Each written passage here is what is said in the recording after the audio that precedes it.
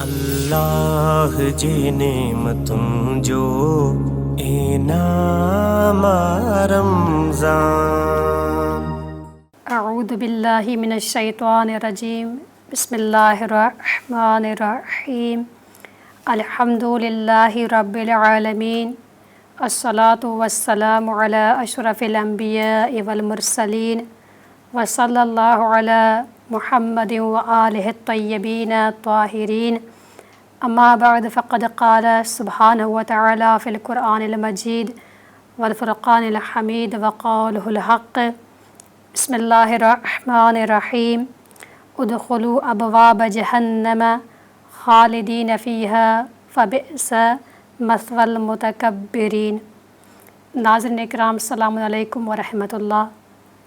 नाज़रीन, माह मुबारक रमज़ान जेको रहमतन बरकतन ऐं निजात जो महीनो आहे, हिन माह में असां तव्हांजे साम्हूं ख़ुसूसी हिकु प्रोग्राम फ़ज़ाइल रमज़ान जे हवाले सां, जंहिंमें असां हर रोज़ु तव्हांजे साम्हूं हिकु नए मौज़ू सां हाज़िर थींदा आहियूं।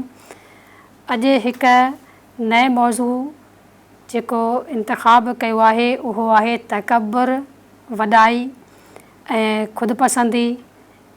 तकब्बुर जे बारे में ॻाल्हाईंदा हलंदासीं त जेको इंसानु तकब्बुर थो करे, वॾाई थो करे, त ख़ुदावंद आलम उन इंसान जे बारे में क़ुरान में छा थो फ़रमाए ऐं उन इंसान जी अहमियत ऐं हैसियत ख़ुदा जी नज़र में कहिड़ी आहे। त नाज़रीन, ॾिसंदा हलूं त हिन काइनात में, हिन दुनिया में पहिरियां जंहिं तकब्बुर कई त उहो केरु हुयो? जंहिं वॾाई कई, जंहिं पाण खे ॿियनि ते तरजीह ॾिनी। त असांखे क़ुरान में ऐं तारीख़ जे किताबनि में इहो ई थो मिले त पहिरियां तकब्बुर करण वारो जेको हुयो उहो इब्लीस हुयो। तकब्बुर इब्लीस कॾहिं कई ऐं छो कयईं? इन लाइ जो इब्लीस पाण खे बरतर पियो सम्झे, पंहिंजी ख़िलक़त ते नाज़ पियो करे। छो जो मुंहिंजी ईअं पियो चवे त मुंहिंजी ख़िलक़त ॿियनि जी ख़िलक़त खां अलॻि आहे। कहिड़े तरीक़े सां ॾिसंदा हलूं त जेको तकब्बुर हिकु गुनाह आहे वॾो, ऐं जेको इंसानु तकब्बुर करे थो त उहो ख़ुदावंद आलम जे नज़रनि में किरी थो पवे ऐं ख़ुदा उन्हनि इंसाननि खे पसंदि नथो करे। जॾहिं हज़रत आदम अलैहिस्सलाम खे हिन दुनिया में पैदा करण ऐं उन में साह विझण जो इरादो कयो त ख़ुदा जॾहिं हज़रत आदम खे ठाहियो त उन वक़्तु सभिनी फ़रिश्तनि खे इहो ई ख़ुदा चयो त तव्हां सभई आदम खे सजदो कयो। आदम खे मिटी मटाए करे उन में साह फूके करे पंहिंजे फ़रिश्तनि खे परवरदिगार आलम इहो ई हुकुम कयो तव्हां सभई फ़रिश्ता आदम खे सजदो कयो। त उन फ़रिश्तनि में इब्लीस बि मौजूदु हुयो, जंहिंखे असां पंहिंजी ॿोली में शैतान चवंदा आहियूं। उहो बि मौजूदु हुयो त उन सजदे करण खां इनकार कई। छाजे लाइ? जॾहिं ॾिसूं था त फ़रिश्ता नूर मां ठहियल आहिनि, फ़रिश्तनि जी ख़िलक़त नूर मां आहे ऐं फ़रिश्तनि जो कमी ख़ुदा जी इबादत ऐं फ़रमान बरदारी आहे। त फ़रिश्तनि हज़रत आदम अलैहिस्सलाम खे सजदो कयो, इब्लीस सजदो छो न कयो? ऐं इब्लीस फ़रिश्तनि जे इन लिस्ट में, इन सिफ़ में कीअं अची वियो? ॾिसंदा हलूं त असांखे रवायतूं इहे ई थो ॿुधाइनि त इब्लीस ख़ुदावंद आलम जी घणी इबादत कंदो हुयो, एतिरी इबादत कंदो हुयो जो फ़रिश्तनि ख़ुदावंद आलम जे बारगाह में इहा इल्तिजा कई त परवरदिगारा, इब्लीस आहे जिन्ननि मंझा ऐं इब्लीस जी ख़िलक़त बि बाह मां थियल आहे, पर तुंहिंजी एतिरी इबादत थो करे जो असां उन जी इबादत खे ॾिसी करे हैरान थी विया आहियूं, ताजुब में अची विया आहियूं। असां इहो था चाहियूं त इब्लीस खे असां फ़रिश्तनि जे सिफ़ में आंदो वञे। त उन वक़्तु ख़ुदावंद आलम इहो ई हुकुम ॾिनो त तव्हां अगरि चाहियो था त तव्हां भले इब्लीस खे पंहिंजे सिफ़ में वठी अचो। त नाज़रीन, ॾिसंदा हलो त ख़ुदा जी मर्ज़ी न हुई त इब्लीस फ़रिश्तनि जे सिफ़ में अचे, पर फ़रिश्तनि इब्लीस खे वठी आया आहिनि। ऐं ॿुधाए थो वञे त इब्लीस जेका इबादत कई 6000 साल ताईं इबादत कई, जो एतिरी उन जी इबादत मशहूरु थी वई जो फ़रिश्ता बि उन ते हैरान ऐं इबरत हासिलु कनि पिया। जॾहिं उहो फ़रिश्तनि जे इन लिस्ट में, उन सिफ़ में अची वियो त ख़ुदा चयो त सभई मलाइक सजदो कयो आदम खे, छो जो आदम मुंहिंजो मुअज़्ज़िज़ बंदो आहे। त उन वक़्तु सभिनी सजदो कयो ऐं इब्लीस सजदो न कयो, ख़ुदावंद आलम जे हुकुम जी नाफ़रमानी कई। ऐं इब्लीस उन वक़्तु छा थो चवे त ऐं अलाह मां हिनखे सजदो न कंदसि इन जे करे जो मां बाहि मां ठहियलु आहियां ऐं जेको आदम आहे मिटी मां ठहियलु आहे। ऐं तव्हांजे ख़िदमत में बयानु कंदी हलां त मिटी ऐं बाहि में फ़र्क़ु आहे। केतिरो फ़र्क़ु, जीअं ज़मीन ऐं आसमान में फ़र्क़ु आहे। त मिटी खे इंसानु उछलाईंदो आहे त मिटी में इनक्सारी आहे, झुकाव आहे, मिटी ज़मीन ते वञी करे किरंदी आहे। जॾहिं इंसानु बाहि खे ॿारींदो आहे त बाहि झड़गा खाई करे मथे उभरंदी आहे, यानी उन जा शोला मथे उभरंदा आहिनि, हेठि न आहिनि थींदा। इन खां वाज़े थिए थो त तकबुर बाहि में आहे ऐं इनक्सारी ऐं झुकाव मिटी में आहे। त असां सभई जेके इंसान जेके हज़रत आदम अलैहिस्सलाम जी औलाद मां जा आहियूं, असां सभई उन ई मिटी मां ख़लक़ थियल आहियूं जंहिं मिटी मां हज़रत आदम अलैहिस्सलाम ख़लक़ थियल आहिनि। त असां सभिनी में बि हज़रत आदम अलैहिस्सलाम वांगुरु इहा ई सिफ़त हुजणु खपे, इनक्सारी ऐं झुकाव, तकबुर न हुजणु खपे। छो जो तकबुर शैतान ऐं इब्लीस जी सिफ़त आहे। जॾहिं इब्लीस तकबुर थो करे त परवरदिगार आलम नथो ॾिसे त केतिरा साल इब्लीस मुंहिंजी इबादत कई आहे, पर परवरदिगार इहो ई थो चवे त मुंहिंजे हुकुम जी नाफ़रमानी शैतान कई आहे। इन जी वजह सां शैतान खे मां पंहिंजे बारगाह मां कढी थो छॾियां ऐं क़यामत ताईं हिन ते लानत आहे। त नाज़रीन ॾिसंदा हलूं त शैतान तकबुर थो करे, छा थो चवे त मां बाहि मां ठहियलु आहियां ऐं आदम मिटी मां ठहियलु आहे। तकबुर जी वजह सां, तकबुर हिकु अहिड़ो गुनाह आहे जंहिं जी वजह सां ख़ुदावंद आलम उन्हनि जे इब्लीस जे सालो साल इबादत खे रायगान थो करे छॾे ऐं इहो ई फ़रमाए थो इब्लीस मुंहिंजे हुकुम जी नाफ़रमानी कई आहे, इन जे करे मां इब्लीस खे पंहिंजे बारगाह मां कढी थो छॾियां। त नाज़रीन ॾिसंदा हलूं त ख़ुदावंद आलम सूरह गाफ़िर जी आयत नंबर 76 में मुतकब्बरीन ऐं तकबुर करण वारनि, वॾाई करण वारनि जे बारे में छा थो इरशाद फ़रमाए। रब्बुल इज़्ज़त फ़रमाए थो त उदख़ुलू अबवाब जहन्नम ख़ालिदीन फ़ीहा फ़बिअस मस्वल मुतकब्बिरीन। ख़ुदावंद आलम इहो ई इरशाद फ़रमाए थो त हाणे जहन्नुम जे दरवाज़नि मां दाख़िल थियो। ख़ुदा कंहिंखे थो चए जहन्नुम जे दरवाज़नि मां दाख़िल थियो? ख़ुदा उन्हनि सां मुख़ातिब आहे जेके मुतकब्बिर आहिनि, तकबुर वॾाई करण वारा आहिनि, ख़ुदि पसंदि माण्हू आहिनि, पाण खे पसंदि कंदा आहिनि ऐं ॿियनि खे पंहिंजे नज़रनि जे साम्हूं घटि सम्झंदा आहिनि। अॻिते ख़ुदावंद आलम इरशाद थो फ़रमाए ऐं उन में हमेशह रहो, छो त तकबुर करण वारनि जो ठिकाणो बुरो आहे। त मुतकब्बिर जेके हूंदा आहिनि, तकबुर करण वारा, ख़ुदावंद आलम खे उहे इंसान पसंदि न आहिनि, छो जो तकबुर हिकु शैतानी सिफ़त आहे। ख़ुदा जी मदे मुक़ाबिल करार ॾियण वारी वजह ऐं माण्हुनि खे ज़लील ख़्वार सम्झणु ऐं ज़लील ख़्वार जेको इंसानु करे थो त उनखे मुतकब्बिर ऐं तकबुर करण वारो चए थो वञे। त नाज़रीन हीअ जेका तकबुर हिकिड़ी सिफ़त आहे जंहिं इंसान में अची थी वञे उहा सिफ़त, त उन इंसान जा आमाल रायगान था थियनि, जहिड़े तरीक़े सां इब्लीस जे सालो साल इबादत रायगान थी वञे। छो जो वॾाई कंहिंखे थी सोए? ख़ुदावंद आलम खे थी सोहे ऐं परवरदिगार आलम ई अकबर आहे जेको सभिनी खां वॾो ऐं आला आहे। वॾाई उन जे लाइ आहे। क़ुर मजीद तकबुर करण वारनि ऐं तकबर जेका तकबुर जी आदत आहे कंहिं इंसान में अची थी वञे तकबुर जी आदत, त उन्हनि लाइ दर्दनाक अज़ाब ॿुधाए थो क़ुर मजीद। कहिड़े तरीक़े सां ख़ुदावंद आलम पंहिंजे कलाम पाक में सूरह निसा जी आयत नंबर 173 में इरशाद फ़रमाए थो त वअम्मल लज़ीन अस्तनकिफू वस्तकबरू फ़युअज़्ज़िबुहुम अज़ाबन अलीमन वला यजिदून लहुम मिन दूनिल्लाहि वलिय्यन वला नसीरा। ख़ुदावंद आलम मुतकब्बिरीन माण्हुनि जे लाइ इरशाद फ़रमाए थो जेके तकबुर कनि था। छा था फ़रमाइनि ख़ुदावंद आलम? इहो ई था फ़रमाइनि त ऐं जिन माण्हुनि इनकार कयो ऐं तकबुर खां कमु वरितो, यानी इनकार करे वरी तकबुर मां कमु था वठनि, वॾाई था कनि, त उन्हनि ते दर्दनाक अज़ाब कंदो। यानी ख़ुदावंद आलम तकबुर करण वारनि, वॾाई करण वारनि ते दर्दनाक अज़ाब थो करे ऐं उन्हनि खे ख़ुदा खां अलावा न कोई सरपरस्त मिलंदो ऐं न ई वरी कोई मददगार मिलंदो। छो जो जहिड़े तरीक़े सां ख़ुदावंद आलम इब्लीस खे पंहिंजे बारगाह मां कढी थो छॾे ऐं उन जी इबादत खे रायगान थो करे वॾाई ऐं तकबर जी वजह सां। त अहिड़े तरीक़े सां ख़ुदावंद आलम हिते फ़रमाए थो जेको तकबुर करे थो उन इंसान खे न मुंहिंजी मदद मिलंदी ऐं न ई मां उन्हनि जो सरपरस्त ऐं मददगार थींदसि। त नाज़रीन, तकबुर करण वारे खे ख़ुदावंद आलम पसंदि नथो करे।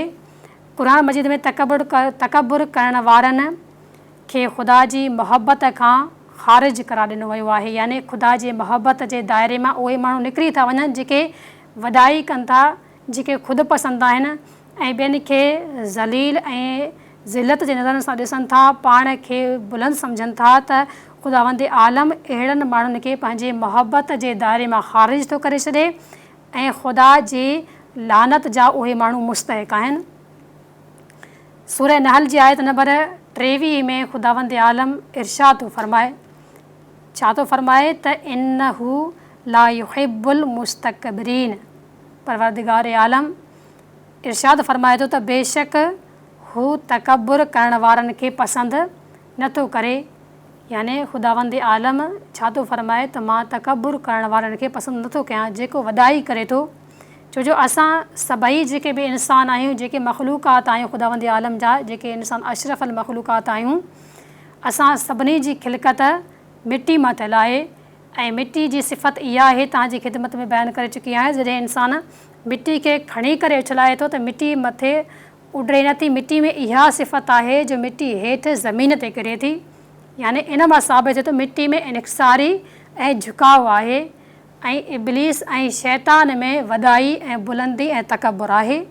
त इंसान खे सूहे इहा ॻाल्हि नथी त इंसान तकबुर करे। ख़ुदावंद आलम बि इहो ई इरशाद फ़रमाए थो त मां तकबुर करण वारनि खे पसंदि नथो कयां। ऐं ॾिसंदा हलूं त रोज़े क़यामत तकबुर करण वारनि खे सख़्ती सां गॾु हुकुम ॾिनो वेंदो त जहनुम जे दरवाज़नि खां दाख़िल थी वञो, यानी सख़्ती सां उन्हनि खे हुकुम ॾिनो वेंदो त इहे जेके मुतकबरीन माण्हू आहिनि, तकबुर करण वारा आहिनि, इहे जहनुम जा दरवाज़ा खोलिया वञनि ऐं जहनुम में इहे दाख़िल थियनि। त नाज़रीन, ॾिसंदा हलूं त परवरदिगार आलम क़ुर मजीद जंहिंखे हिदायत ऐं हादी बणाए करे मोकिलियईं, जंहिंमें असांजे लाइ हिदायत रखियईं, त उन हादी क़ुर में ख़ुदावंद आलम कहिड़े तरीक़े सां फ़रमाए थो सूरह गाफ़िर जी आयत नंबर 76 में त उदख़ुलू अबवाब जहन्नम, दाख़िल थी वञो जहनुम जे दरवाज़नि मझां, ख़ालिदीन फ़ीहा फ़बिअस मस्वल मुतकब्बिरीन। त परवरदिगार आलम इहो ई इरशाद फ़रमाए थो त हाणे जहनुम जे दरवाज़नि मां दाख़िल थी वञो ऐं उन में हमेशह रहो, दाख़िल थी करे जहनुम जे दरवाज़नि मां ऐं उन में हमेशह रहो। छो त तकबुर करण वारनि जो ठिकाणो बुरो आहे। जेके तकबुर कनि था त उन्हनि जी जेका जॻह आहे, उन्हनि जो जेको ठिकाणो आहे उहो बुरो ऐं ख़राबु आहे। ख़ुदावंद आलम इहो साबित करणु चाहिनि था त जेके तकबुर कनि था, वॾाई कनि था, उन्हनि जो ठिकाणो जहनुम आहे, जेको हिकु बुरो मक़ाम ऐं हिकु बुरी जॻह आहे। त नाज़रीन, ॾिसंदा हलूं त इब्लीस हिकु शैतान थी करे ऐं हिकु जिन्हनि मां थी करे ख़ुदावंद आलम जी इबादत करे थो ऐं इबादत करे जॾहिं तकबुर थो करे, वॾाई थो करे, पंहिंजे मिस्र नथो ॾिसे, त उन वक़्तु ख़ुदावंद आलम इन जे तकबुर खे ॾिसी करे, इन वॾाई खे ॾिसी करे इन जा तमामु समूरा अमाल रायगान थो करे छॾे। रवायतूं ॿुधाइनि थियूं त किताब हमाए सादात सिफ़ो नंबर 106 में रवायत बयानु थियल आहे त इब्लीस जी हज़रत मूसा अलैहिस्सलाम खे कुझु नसीहतूं, कहिड़े तरीक़े सां नसीहतूं आहिनि। इब्लीस हज़रत मूसा अलैहिस्सलाम वटि अचे थो ऐं हज़रत मूसा खे इहो ई चवे थो त मां तोखे नसीहत करणु आयो आहियां, यानी इब्लीस जेको शैतान आहे उहो नसीहत करणु आयो आहे ख़ुदा जे नबी हज़रत मूसा अलैहिस्सलाम खे। त उन वक़्तु हज़रत मूसा अलैहिस्सलाम इहो ई फ़रमाइनि था त मूंखे तुंहिंजी नसीहत करण जी काई ज़रूरत कोन्हे, छो जो मूंखे तोखां वधीक इल्मु आहे ऐं ख़ुदा जी तरफ़ां मूंखे तोखां वधीक ॼाण मिलियलु आहे। हज़रत मूसा खे इब्लीस इहो ई चवे थो त मां तोखे 1003 नसीहतूं कंदसि। त हज़रत मूसा अलैहिस्सलाम इनकार करे था छॾनि। उन वक़्तु हज़रत जिब्राईल अलैहिस्सलाम नाज़िल थियनि था ख़ुदा जो पैगाम खणी करे त ऐं मूसा, परवरदिगार आलम इरशाद फरमाए थो त मूसा खे चओ त इब्लीस खां नसीहतूं वठे, पर 3 नसीहतूं, 1000 नसीहतूं न, उन्हनि खां अलावा जेके 3 नसीहतूं बचनि थियूं उहे वठे, उन्हनि खां अलावा न वठे, छो जो उन्हनि में फ़रेब ऐं धोखो आहे। त जॾहिं शैतान खे हज़रत मूसा अलैहिस्सलाम इहो चवनि था त मूंखे नसीहतूं कयो, त उन वक़्तु शैतान जेका पहिरीं नसीहत करे थो हज़रत मूसा अलैहिस्सलाम खे, उहा इहा आहे त हज़रत मूसा अलैहिस्सलाम खे शैतान चवे थो जॾहिं बि तूं नेक अमल अंजाम ॾियणु चाहीं त उनखे अंजाम ॾियण में जल्दी कजां, छो जो अगरि जल्दी न कई त पोइ तोखे मां धोखो ॾेई छॾींदसि ऐं तूं मुंहिंजे धोखे में अची वेंदे ऐं तोखे मां पशेमान करे छॾींदसि। यानी हज़रत मूसा अलैहिस्सलाम खे जेका नसीहत शैतान करे थो, ख़ुदावंद आलम मना करे छॾियो हज़रत मूसा खे त तव्हां 1000 नसीहतूं न ॿुधो, उन्हनि ते अमल न कयो, बल्कि तव्हां सिर्फ़ु 3 नसीहतूं, जो ख़ुदावंद आलम उन इल्म खां वाक़िफ़ु हुयो त जेके 3 नसीहतूं इब्लीस कंदो त उहे नसीहतूं सुठियूं हूंदियूं, उन खां अलावा जेके 1000 आहिनि उन में फ़रेब ऐं धोखो हूंदो। त हिते जेको ख़ुदावंद आलम जो हुकुम मिलियो हज़रत मूसा अलैहिस्सलाम उन इब्लीस खे चयो त मूंखे भले तूं नसीहत कर, सो बि 3 नसीहतूं, 1000 नसीहतूं न। त उन वक़्तु इब्लीस इहो ई चयो त जॾहिं तूं नेकी जो कमु करीं त उन में जल्दी कजां, अगरि उन में जल्दी न कई त तूं मुंहिंजे फ़रेब ऐं मुंहिंजे धोखे में अची वेंदे ऐं पशेमान थी वेंदे। वरी जेका ॿी नसीहत इहो इब्लीस करेसि थो, त नाज़रीन ॾिसंदा हलूं त पहिरीं जेका नसीहत आहे उन में इब्लीस ईअं थो चवे त जेका नेकी जो कमु आहे जेको उन में तव्हां जल्दी कंदा करियो, छो जो असां अक्सर माण्हू ईअं कंदा आहियूं, जेको नेकी जो कमु हूंदो आहे चवंदा हींअर न पोइ था कयूं या वरी सुभाणे कंदासीं, त उन कम में ताख़ीर था कयूं त पोइ असां में उहा क़ुवत ऐं कुदरत शैतान खसी थो वठे उन अमल जे अंजाम ॾियण जो। हिते शैतान जेको इब्लीस हज़रत मूसा अलैहिस्सलाम खे नसीहत करे थो इन लाइ त जीअं तव्हां नेकी करण में जल्दी कयो, न कंदव त पोइ उन अमल खां तव्हां परे थी वेंदो ऐं पशेमान रहिजी वेंदो। ऐं ॿी नसीहत जेको हज़रत मूसा अलैहिस्सलाम खे इब्लीस करे थो त उहा नसीहत हीअ आहे त अगरि कंहिं नामुहरम औरत वटि तूं हुजी, मूसा अलैहिस्सलाम खे इब्लीस चवे थो त अकेले में तूं हिकु नामुहरम औरत वटि हुजी त मूं खां गाफ़िल रहिजां, त उन वक़्तु तूं मूंखां गाफ़िल रहिजां, न त मां तोखे मुनाफ़ी इफ़त ते आमद कंदसि। यानी उन वक़्तु तूं पंहिंजे पाक दामन जो ख़्यालु रखजांइ, पाण खे उन गुनाह खां परे रखजांइ, अगरि तो पाण खे न परे रखियो त मां तुंहिंजे इन पाक दामनी खे ख़तमु करे छॾींदसि। त नाज़रीन ॾिसंदा हलूं त हिन नसीहत में इब्लीस नामुहरमनि जे बारे में चए थो त नामुहरम सां अगरि तव्हां किथे हुजो गॾु ऐं अकेला हुजो त उन वक़्तु पाण खे उन ॻाल्हियुनि खां परे रखो, अगरि तव्हां ॻाल्हियुनि खां परे न रखियव पाण खे त पोइ मां तव्हांजे इन पाक दामनी यानी जेको पाण खे पाक रखो था इन खे तव्हां जेके मां गुनाहनि में तब्दील करे छॾींदसि। वरी अॻिते ॾिसंदा हलूं जेका 3 नसीहत हज़रत मूसा अलैहिस्सलाम खे शैतान करे थो त उहा नसीहत इहा आहे त जॾहिं ऐं मूसा तोखे गुस्सो अची वञे, जॾहिं तूं गज़ब में अची वञी त पोइ जल्दी पंहिंजे जॻह खे तब्दील कर, छो जो असांखे हदीसनि में बि इहो थो मिले, रवायतुनि में बि इहो थो मिले त जॾहिं इंसान खे गुस्सो अची वञे, अगरि बीठो आहे त वेही रहे, अगरि वेठो आहे त उथी बीही रहे।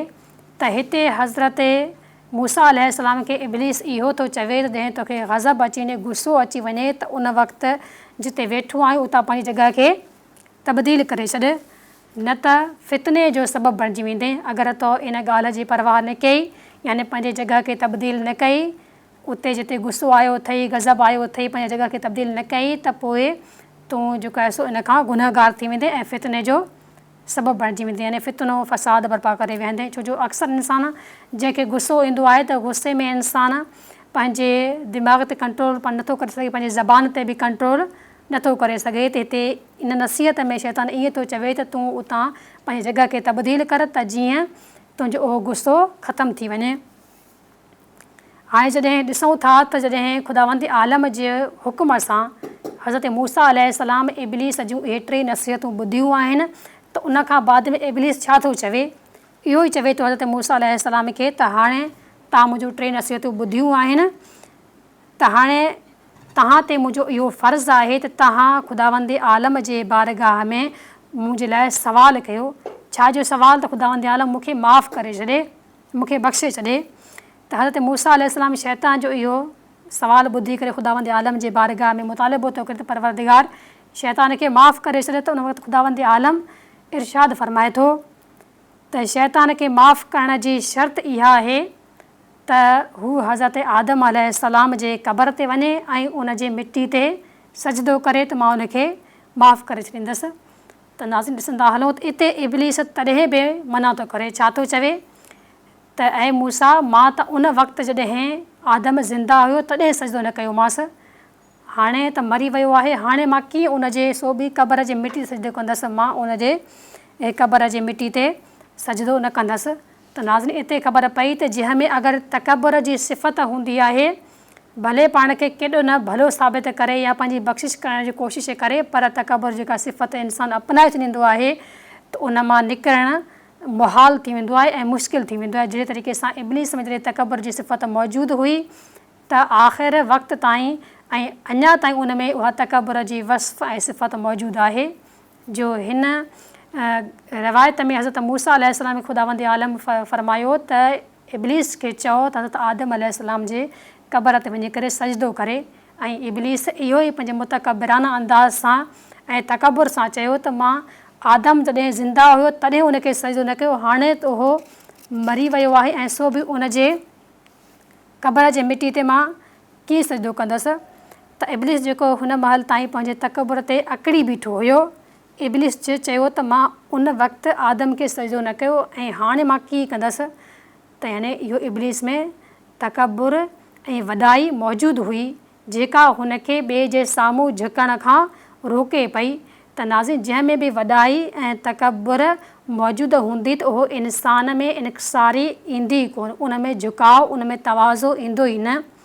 छो जो असांखे हदीसनि में इहो ई थो मिले त तव्हां जॾहिं कंहिं इंसान खे ॾिसो त उन जे बारे में इहो ई सोचियो, अगरि तव्हांजी उमिरि में तव्हां खां वॾो आहे त ईअं सम्झो त तव्हां खां उन इंसान नेकियूं घणियूं कयूं हूंदियूं, ऐं तव्हांजे अगरि हम उमिरि हुजे त तव्हां ईअं सम्झो त हिन जा जेके गुनाह आहिनि या हिन जा जेके नेकियूं आहिनि उहे हिनखे ख़बर आहिनि, मुंहिंजूं नेकियूं ऐं मुंहिंजा गुनाह मूंखे ख़बर आहिनि। त इंसानु पंहिंजी नेकियुनि ऐं गुनाहनि खे ॾिसंदो त मुंहिंजा गुनाह घणा आहिनि ऐं हिन जा मूंखे ख़बर न आहिनि। पर पंहिंजे उमिरि खां नंढे वारे खे ॾिसे, पाण खां नंढो उमिरि जो कंहिं इंसान खे ॾिसे त ईअं ई सम्झे त हिन मूंखां गुनाह घटि कया आहिनि। यानी हीअ जेके असांखे टे ॻाल्हियूं ॿुधायूं वयूं आहिनि त इन में असांजे लाइ तवाज़ु ऐं इनक़सारी जो दर्स मौजूदु आहे। त तव्हां कंहिं खां बि वॾाई न कयो, न पाण खां वॾे वारे उमिरि खे ॾिसी करे तकबुर वॾाई कयो, न पंहिंजे हम उमिरि खे ॾिसी करे तकबुर वॾाई कयो, न ई वरी पंहिंजे नंढे खे ॾिसी करे पाण खां उन ते तव्हां वॾाई कयो। त यानी हदीस में असांखे इहो दर्स थो मिले त वॾे खे ॾिसो त ईअं सम्झो त हुन मूंखां नेकियूं घणी कयूं आहिनि। त इन लिहाज़ खां तव्हां पाण में सोचींदो त मूं गुनाह घणा कया आहिनि त मां पंहिंजी इस्लाह कयां ऐं मां पाण खे उन खां वॾो या वॾाई में या ख़ुदि पसंदी में पाण खे पसंदि न कयां। अहिड़े तरीक़े सां हम उमिरि खे ॾिसो था त पंहिंजा गुनाह तव्हांजे साम्हूं आहिनि, हुननि जा गुनाह तव्हांखे ख़बर न आहिनि। त इन जे ज़रिए सां माण्हू में पंहिंजा जॾहिं गुनाह ॾिसंदो त इनक़सारी ऐं तवाज़ु पैदा थींदसि। जॾहिं पंहिंजे उमिरि खां नंढे शख़्स खे ॾिसंदो त ईअं सम्झंदो त हिन गुनाह घटि कया आहिनि ऐं मुंहिंजी उमिरि वॾी आहे त मां गुनाह घणा कया आहिनि। त नाज़रीन इन ज़रिए सां उहो इंसानु तकबुर खां बची सघे थो ऐं उन में तवाज़ो ऐं इनक़सारी पैदा थी सघे थी, जेका हिकु सुठी सिफ़त आहे जेका असांजे रहबरनि नबियनि ऐं उन्हनि जे वसीअनि ऐं वलियनि में बि पाती थी वञे त उहे यानी इनक़सारी ऐं झुकाव सां ग़रीबनि खे बि अगरि ॾिसंदा हुआ त उन्हनि सां गॾु वेही करे मानी खाईंदा हुआ। यानी ग़रीबनि खे जीअं असांजे मुआशिरे में ग़रीब खे कंहिं ॾिठो वञे त उनखां वॾो माण्हू परे थी करे लॻंदो आहे ऐं उनखां साइड कंदो आहे त मां हिकु एॾो वॾो माण्हू ऐं हीअ ग़रीब या फ़क़ीर माण्हू इन सां गॾु वेहा या इन जे भर में वेहा त मां बि इन जे हैसियत वांगुरु शुमारु थींदसि। पर ईअं न करणु खपे। असां जेके रहबर आहिनि, जेके ख़ुदावंद आलम असां लाइ नबी मोकिलिया, त उहे इन लाइ मोकिलिया ई त तव्हां हिननि खां दर्स हासिलु कयो। इहे तव्हांजे लाइ आइडियल आहिनि। इन्हनि जे किरदार खे ॾिसी करे तव्हां पंहिंजो किरदारु अहिड़ो ठाहियो जीअं असांजा जेके नबी आहिनि उन्हनि में तवाज़ो ऐं इनक़सारी जो दर्स थो मिले। हिकु रवायत नक़ल थियल आहे त हज़रत ईसा अलैहिस्सलाम पंहिंजे हवारियुनि खे इहो चयो त तव्हां खां मुंहिंजो हिकु अर्ज़ु आहे, अगरि तव्हां मुंहिंजो क़बूलु कयो त। हवारियुनि चयो त या नबी ख़ुदा, तव्हां जेको चाहियो तव्हां उहो करे सघो था। त उन वक़्तु हज़रत ईसा अलैहिस्सलाम पंहिंजे हवारियुनि खे विहारे करे उन्हनि जा पेर धोराया। त सभिनी हैरान थी करे इहो पुछियो त हीअ तव्हां छा था कयो? त हज़रत ईसा अलैहिस्सलाम चयो त हीअ तव्हांजी मां ख़िदमत कई आहे ऐं इहो इनकसारी ऐं झुकाव आहे, मूं में वॾाई कोन्हे। मां तव्हांखे हीअ दर्स ॾेई थो वञा त तव्हां मूंखां बाद में बि माण्हुनि सां अहिड़े अंदाज़ सां पेश अचो जंहिं तरीक़े सां मां तव्हां सां पेश आयो आहियां, त जीअं तव्हां में वॾाई ऐं तकबर पैदा न थी सघे। त नाज़रीन ॾिसंदा हलो त ख़ुदावंद आलम तकबर खां परहेज़ करण जे बारे में क़ुरान मजीद में छा थो इरशाद फ़रमाए। रवायतूं ॿुधाइनि थियूं त कंज़ुल आमाल सिफ़ो नंबर 7729 में रसूल ख़ुदा सल्लल्लाहु अलैहि वसल्लम खां इरशाद नक़ल थियल आहे। रसूल छा था फ़रमाइनि, इज्तनिबू अल किब्र, यानी तव्हां परहेज़ कयो तकबर खां। ख़ुदा जो हबीब इरशाद थो फ़रमाए त तव्हां परहेज़ कयो तकबर खां। फ़इन्नल अब्द ला यज़ालु यतकब्बरु हत्ता यक़ूलुल्लाहु अज़्ज़ वजल उक्तुबू अब्दी हाज़ा फ़िल जब्बारीन। नाज़रीन ॾिसंदा हलूं त हिन हदीस में हुज़ूर अकरम सल्लल्लाहु अलैहि वसल्लम इहो इरशाद था फ़रमाइनि त तकबर खां इज्तिनाब कयो, तकबर खां परहेज़ कयो, वॾाई खां परहेज़ करे पाण खे इनकिसारी में ऐं झुकाव में आणियो। पाण खे हक़ीर सम्झो, ॿियनि खां पाण खे वधीक या ख़ुदि पसंदि न थियो जो मां सुठो आहियां, मूंखां अलावा जेके माण्हू आहिनि उहे घटि हैसियत वारा आहिनि। त अॻिते हुज़ूर अकरम इहो इरशाद फ़रमाइनि था त बेशक जॾहिं इंसानु हमेशह तकबर खां कमु वठंदो, यानी हमेशह हर ॻाल्हि में जिते बि वञे थो तकबर ऐं वॾाई थो करे, जिते बि वेहे थो तकबर ऐं वॾाई थो करे, हर कमु वॾाई सां करे थो, त उते ख़ुदावंद आलम इरशाद फ़रमाए थो। परवरदिगार आलम छा थो इरशाद फ़रमाए त मुंहिंजे हिन बंदे जो नालो जब्बारनि में लिखी छॾियो। ॾिसंदा हलूं त जब्बारनि केरु आहिनि? जब्बारनि उहे इंसान आहिनि जेके मुतकब्बिर ऐं वॾाई करण वारा आहिनि, जेके पाण खे बुलंद सम्झनि था उहे जब्बार आहिनि, जेके पंहिंजे मिसल खे दुनिया में नथा ॾिसनि। तंहिं ख़ुदावंद आलम मुतकब्बिर शख़्सनि खे जब्बारनि जे नाले सां यादि करे थो। त नाज़रीन अगरि असां इंसाननि में इहा सिफ़त तकबर जी आहे त यानी असां इब्लीस जे रस्ते ते आहियूं ऐं असांखे पाण खे इब्लीस खां परे रहण जी जेका आहे कोशिशि करणु खपे त ख़ुदावंद आलम जे रस्ते ते हलूं, इब्लीस जे रस्ते खां हटी करे हलूं। ऐं ख़ुदा जेको असांखे दर्स ॾियणु चाहे थो, पंहिंजे नबियनि जे ज़रिए असां ताईं पैगाम पहुचाइण थो चाहे, त इहो ई पैगाम तवाज़ो इनकिसारी ऐं झुकाव जो। त तव्हां ॿियनि सां झुकाव सां मिलो, इनकिसारी सां, पाण खे घटि सम्झी करे ॿियनि खे पाण खां वधीक सम्झो ऐं पाण खे घटि सम्झो। जॾहिं असां में अगरि वॾाई आहे, तकबर आहे, ख़ुदि पसंदी आहे, त इहा सिफ़त ख़ुदा जे रहबरनि ऐं ख़ुदा जे अंबियानि, ख़ुदा जे मोकिलियल हिदायत हादियुनि जी सिफ़त न आहे, बल्कि इहा शैतान इब्लीस जी सिफ़त आहे, जो अहिड़ी सिफ़त आहे जो उन एतिरा साल इबादत कई पर तॾहिं बि उनजी इबादत रायगा न वई। छाजे करे? इन जे करे जो हुन वॾाई ऐं ख़ुदि पसंदी कई।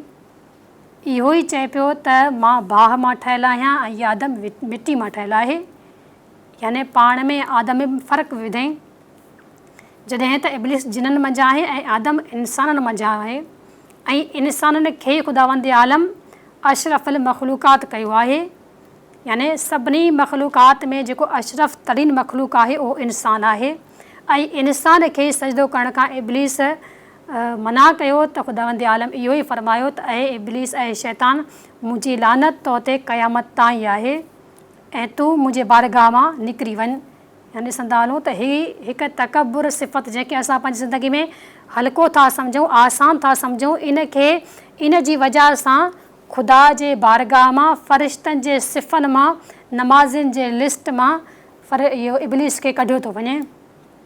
असां में बि अगरि इहा सिफ़त मौजूदु आहे त असां हिन माह मुबारक रमज़ान में पाण खां इहा सिफ़त कढूं, छो जो ख़ुदावंद आलम ही जेको असां ते रोज़ा फ़र्ज़ु कया आहिनि, ही रोज़ा इन लाइ फ़र्ज़ु कया अथसि त तव्हां इन बुख ऐं उन जे ज़रिए तव्हां ग़रीबनि ऐं मिसकिननि जे उन ऐं प्यास जो बुख जो तव्हां अहसासु करे सघो ऐं आख़िरत जे अज़ाब ऐं बुख ऐं उन जो अहसासु करे सघो।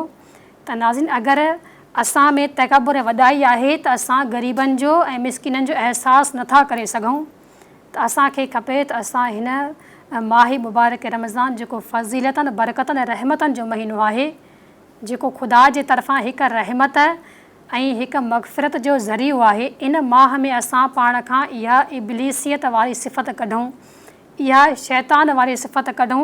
छो जो इहा सिफ़त असां वटि अगरि हूंदी त जहिड़े तरीक़े सां हज़ार हा सालनि जी इबादत इब्लीस जी क़बूल न कई वई, अहिड़े तरीक़े सां असांजा ही जेके इबादात आहिनि माह मुबारक रमज़ान जा, इहे असांजा क़बूल न कया वेंदा ऐं ख़ुदावंद आलम जे बारगाह मां ईअं कढिया वेंदासीं जहिड़े तरीक़े सां इब्लीस खे ख़ुदावंद आलम जे बारगाह मां कढियो वियो।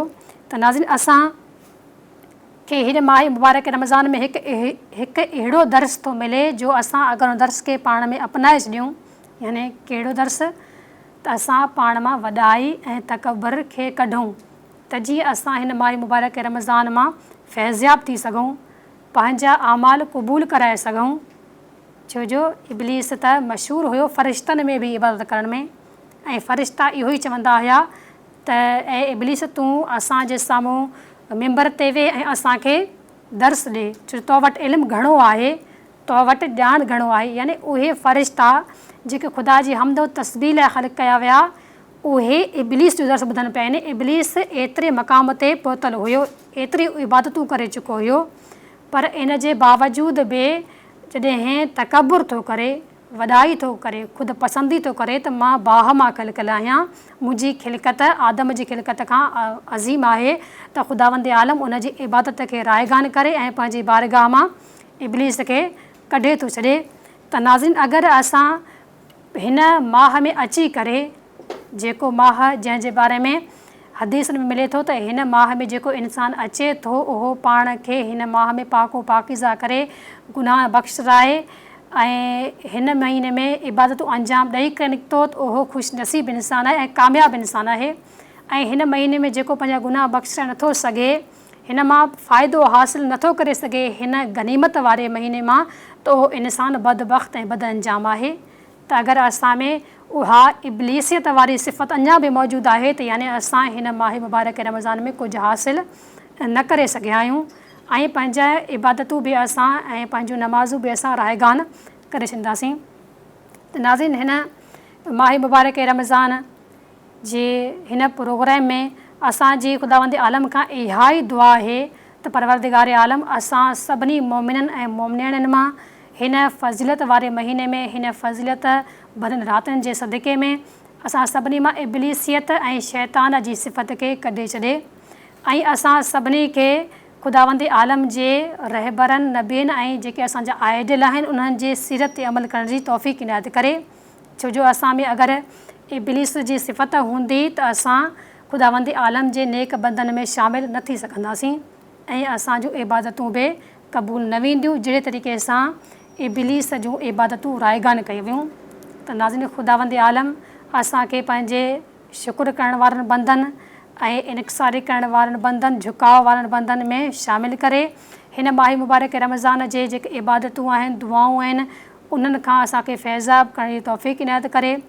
नाज़रीन, असांजे ही प्रोग्राम जेको तकबुर, वॾाई ऐं ख़ुदि पसंदी ते हुयो, जीअं तकबुर जी मज़मत ख़ुदावंद आलम क़ुरान मजीद में कई आहे ऐं ख़ुदा मना थो करे त तकबुर ऐं वॾाई न कयो, छो जो इहा इब्लीस जी सिफ़त आहे ऐं जेको तकबुर ऐं वॾाई करे थो उनखे दोज़ख में उछलाए वेंदो ऐं दोज़ख जा दरवाज़ा उन लाइ खुलिया था वञनि ऐं जेको जहन्नुम आहे उहा हिकु बुरी जॻह आहे जेको तकबुर करण वारनि खे ॾिनी वेंदी। त नाज़रीन, ही जेको असांजो प्रोग्राम आहे इहो इख़्तिताम ते पहुची चुको आहे।